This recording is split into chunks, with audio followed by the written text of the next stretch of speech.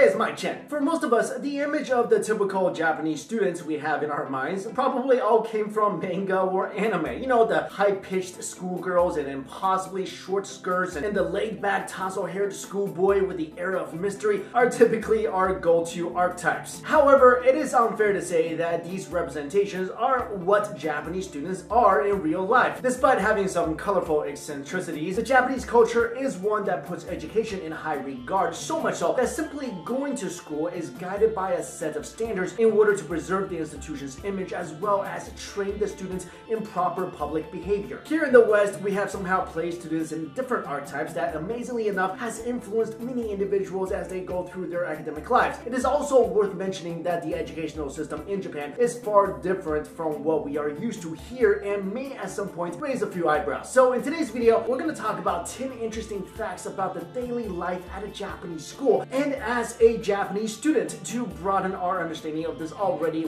wonderful Asian culture. We'll start off with number 10, the daily commute. Unlike in the US where high school students at the right age drive cars to school, Japanese students have a much more practical approach. Depending on the distance of their school, many of them choose to walk or ride a bike. In other cases, students would opt to take public transportation like the train or the bus, sometimes transferring many lines if they have to. While on the road, students observe a strict set of school policies that are intended to preserve the institution's image and keep students in their best behavior. Chewing gum on the bus, for example, may warrant a reprimand should a student get caught. Number 9, uniforms. Schools in Japan require students to wear a uniform, and this rule extends to their footwear and bags. Upon arriving at the school, students are asked to wear school-issued indoor footwear in order to maintain the cleanliness of the campus. Also, in junior high school, students use similar backpacks that bears the school's crest for identification as well as reflective stripes to avoid road accidents since many students walk or bike home at dusk. The reason for such uniformity is etched in the Japanese culture of keeping everything in harmony, where people perform at a similar standard without having to grandstand or showboat. Number 8, school lunches. Most public schools in Japan have no cafeterias. The way that students have their lunch is that they are served their meals in their classrooms. By the time the lunch bell rings, a group of students will collect their meals from a food preparation room in the building, and every meal served to each student and teacher is the same and is laid out on 10 trays and portioned in bowls in place. On occasion, students are allowed homemade lunch boxes that they can bring with them, and according to every anime I've seen, those will always include a mini octopus, omelet roll, and made by a beautiful girl for the guy she likes. And after lunch, everyone is responsible for cleaning up after themselves and returning all the meal containers. Number 7, students cannot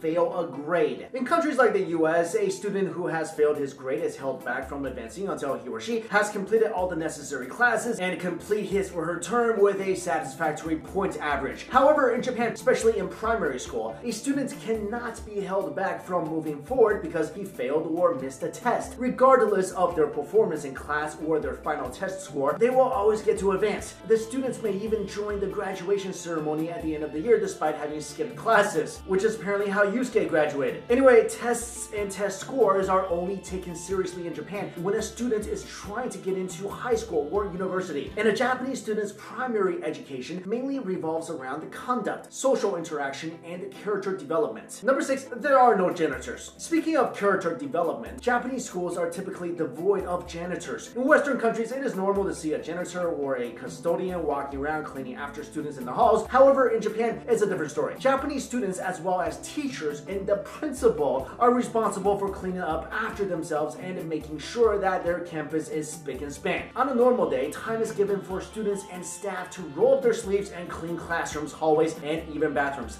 They're given a set of cleaning clothes and are assigned designated areas. This practice is quite unique to Japanese school culture as it is part of training students and staff to become responsible individuals. I just want to say, in Chinese schools, we also clean after ourselves, but that's more about saving money. Number 5, preparedness education. Japanese children learn the value of preparedness at an early age, and it is underscored by going to school. For example, kindergartners are taught how to fold their jackets and store them properly once they enter their classroom. They are also encouraged to always carry a handkerchief in one pocket and tissue in another. By grade school, students are always asked to have 3 sharpened pencils at their desks should an occasion require it. Also, they are expected to have supplies such as glue, erasers, rulers, and the like. Number 4, after-school activities. Rarely will you see a Japanese Japanese student that is not preoccupied with something. Unlike most of their Western counterparts who take off right after school, Japanese students usually make the most of their day by filling it with productive activities. After-school activities such as dance, piano, basketball, or language lessons keep a Japanese student's daily calendar full, and all of this happens hours before they hit the books once again to do some homework. In some cases, students may even opt to go to school on weekends just to keep themselves busy. Number 3, free time. As you would expect, a typical student in Japan has a regimented schedule, about 85% of which is devoted to studying. However, they do enjoy some free time in their schedules, despite the fact that their free time also runs on a schedule. A student approximately spends at least 2 hours of his or her day per week doing homework. Sometimes that stretches to 3 hours on Saturdays and Sundays. Within a day, an hour is usually given to casual, non-school related reading, and about less than half an hour mingling with friends. And again, according to anime, the mingling will typically happen at a dessert cafe or in a windy, grassy field right next to a river. Because of their regimented schedules, Japan boasts that there are few drug problems among their adolescents and teenagers. Number 2, no rest for the productive. Unless it's a national holiday, teachers and school administrators continue to perform their responsibilities to the schools even when students are enjoying their break from academia. And this usually involves preparing next academic year's curriculum, outlining a lesson plan, and introducing new activities. And as students, especially if you are in junior high in Japan, chances are you are part of a school club or organization. This means that you also don't really get a break during vacation time because many of these clubs have activities over vacation periods that keep students busy, as well as the teachers who moderate and supervise them. Oh, also on top of the club activities, they also have a ton of over the vacation homework to wade through. Finally, number 1, students are not sent to the principal's office. The Japanese brand of egalitarianism is best witnessed in the classroom. In the West, when a student misbehaves, he or she is asked to leave the classroom and head straight to the principal's office for a